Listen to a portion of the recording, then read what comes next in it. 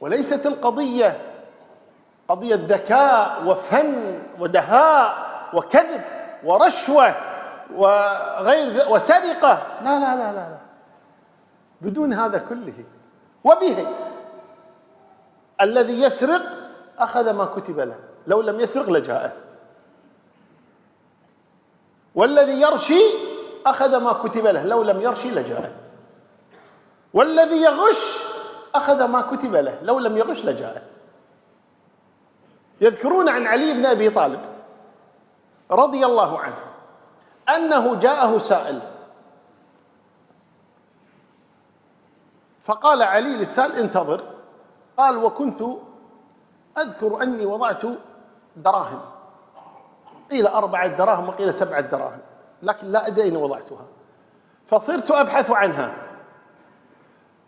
فتأخر على السائل وهو يبحث عن هذه الدراهم، فلم يصبر هذا السائل، فنظر فوجد فرس علي رضي الله عنه، فسرق لجامه، لجام الفرس، قال: راح أبيع اللجام وانتفع، ما حد يشوف، وأخذ اللجام وهرب.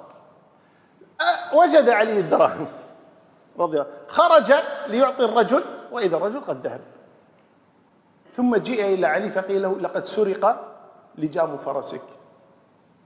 فقال: الله المستعان. ثم أمر خادمه قال: خذ هذه الدراهم واشتر بها لجاما. فذهب إلى السوق فوجد لجام فرس علي يباع، فجاء: بكم تبيعه؟ بكذا بكذا. ما عندي إلا هذه الدراهم، خذها.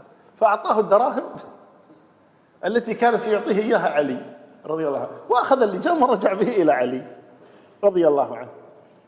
فلما رجع قال: يا أمير المؤمنين، وجدت اللجام يباع بالسوق. فقال علي: لعل الذي جاء هو الذي سرقه، صفه لي الذي باعك. فوصفه، قال: هذا الذي استعجل رزقه، ولو صبر لأخذه بالحلال، لكنه استعجل رزقه فأخذه بالحرام. فما كتبه الله لك ستأخذه، والله الذي لا إله إلا هو، ولو كان في فم الأسد.